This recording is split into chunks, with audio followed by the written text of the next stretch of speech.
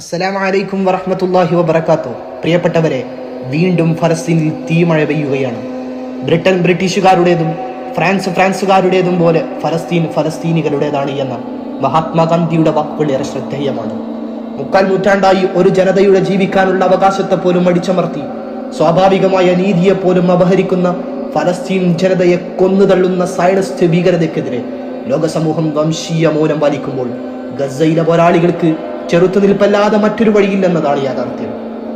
2023 മാത്രം 247 കുട്ടികളടക്കമുള്ള ഫലസ്തീനികളാണ് ഇസ്രായേൽ ഭീകരരുടെ ആക്രമണത്തിൽ കൊല്ലപ്പെട്ടത്. കഴിഞ്ഞ റമദാനിലാണ് മസ്ജിദുൽ അക്സയിൽ പ്രാർത്ഥനയിൽ ഏർപ്പെട്ടവർക്ക് നേരെ സയനിസ്റ്റ് സൈന്യം ക്രൂരമായ ആക്രമണങ്ങൾ നടത്തി പരിക്കേൽപ്പിച്ചതും 400ഓളം പേരെ അറസ്റ്റ് ചെയ്തതും. ഈ സമയത്തും ആക്രമണം തുടർന്നുകൊണ്ടിരിക്കുകയാണ്. 1300ഓളം പേരുടെ ജീവൻ പൊലിഞ്ഞിരിക്കുന്നു. കൃഷിസ്ഥലങ്ങൾ നശിപ്പിച്ചു, കുടിവെള്ളം പോലും മലിനമാക്കി, ചികിത്സ, വൈദ്യുതി തുടങ്ങി ഫലസ്തീൻ മക്കളുടെ പ്രാഥമിക ജീവിതാവശ്യങ്ങൾ പോലും തടഞ്ഞുവെച്ചു. വിവരണാതീതമായ ക്രൂരതകൾക്ക് ഇസ്രായേൽ എന്ന ചട്ടമ്പി രാഷ്ട്രം കഴിഞ്ഞ കുറെ വർഷങ്ങളായി നേതൃത്വം നൽകിക്കൊണ്ടിരിക്കുന്നത് കണ്ടിട്ടും ചിലർ കാണാതെ പോകുന്നത് വംശീയതയല്ലാതെ മറ്റൊന്നുമല്ല. അവർ സയനിസ്റ്റ് ഭീകരതയ്ക്ക് കുഴലൂതുകയാണ്, വംശീയ ഉന്മൂലനത്തിന് സ്തുതി പാടുകയാണ്. 1948 മുതൽ അമേരിക്കയും UN ചേർന്ന് അവിശുദ്ധ രാഷ്ട്രം സ്ഥാപിച്ച അന്നു മുതൽ ഓരോ ദിവസവും അഭയം നൽകിയവന്റെ അധിനിവേശങ്ങളിൽപ്പെട്ട് പലായനം ചെയ്യേണ്ടി വന്ന ഒരു ജനതയാണവർ. ജനിച്ചു വീണ മണ്ണിന്റെ അവകാശം നഷ്ടപ്പെടരുത് എന്ന ഒറ്റ ആഗ്രഹത്താൽ തലമുറകളായി സർവ്വദുരിതവും പേറി ലോകത്തിലെ ഏറ്റവും വലിയ തുറന്ന ജയിലിൽ കഴിയുന്ന ഒരു ജനത.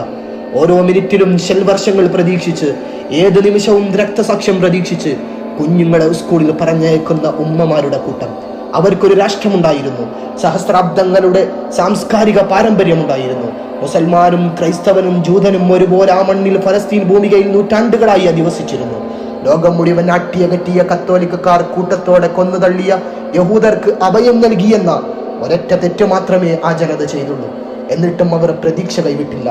ജനാധിപത്യ മാർഗങ്ങൾ പതിറ്റാണ്ടുകളോളം പരീക്ഷിച്ചു. യാസിർ അറഫാത്ത് അടക്കമുള്ള പോരാളികൾ സമാധാനപൂർണമായ സമരം നടത്തി. ക്രൈസ്തവരും മുസ്ലിങ്ങളും ഫലസ്തീനിലെ യഹൂദരും സ്വാതന്ത്ര്യ സമരങ്ങളിൽ ഒറ്റ മനസ്സോടെ നിലകൊണ്ടു. പക്ഷേ അതൊന്നും അവരെ തുണച്ചില്ല. ഭൂപടത്തിൽ ഫലസ്തീൻ ചുരുങ്ങി വന്നു.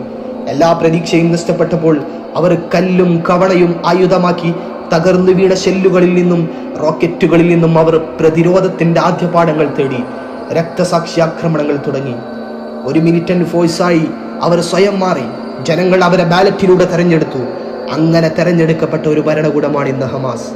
ഐസിസോ ബൊക്കോ ഹറാമോ അൽ ഖ്വയ്ദയോ അല്ല. അത്തരം സമീകരണങ്ങളൊന്നും ഒരിക്കലും അവർക്ക് ചേരില്ല. നിങ്ങൾ അവരെ ഭീകരവാദികളെന്നോ തീവ്രവാദികളെന്നോ ആവോളം വിളിക്കുക.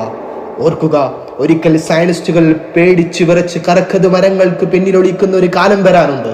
അറിയുക, ഓരോ ഫലസ്തീനിയും കാലങ്ങളായി അനുഭവിക്കുന്ന വേദനയുടെ ചൂടും ചൂരും അവരറിയുന്ന സമയം വരാനുണ്ട്.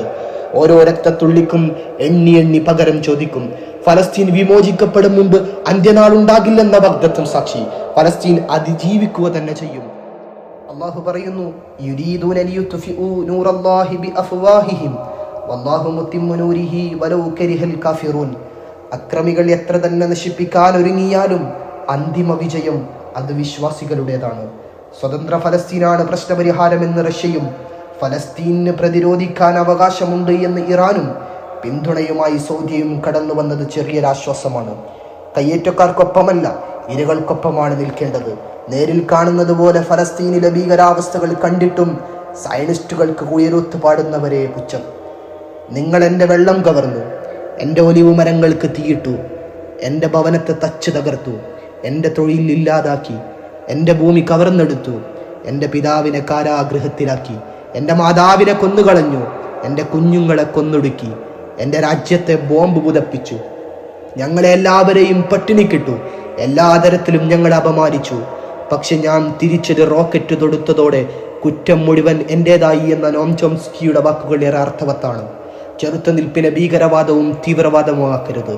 പിറന്ന മണ്ണിൽ ജീവിക്കാനുള്ള അവകാശത്തിനായി പോരാടുന്നവരെ ഇസ്രായേൽ എന്ന വംശീയ രാഷ്ട്രത്തിന്റെ അനീതികളുടെ തടവറ വേദിക്കുന്ന ചെറുത്തുനിൽപ്പിന്റെ ഇന്തിഫാദ രചിക്കുന്ന ഖുദ്സിന്റെ പോരാളികൾ കൈക്കദാർഢ്യം.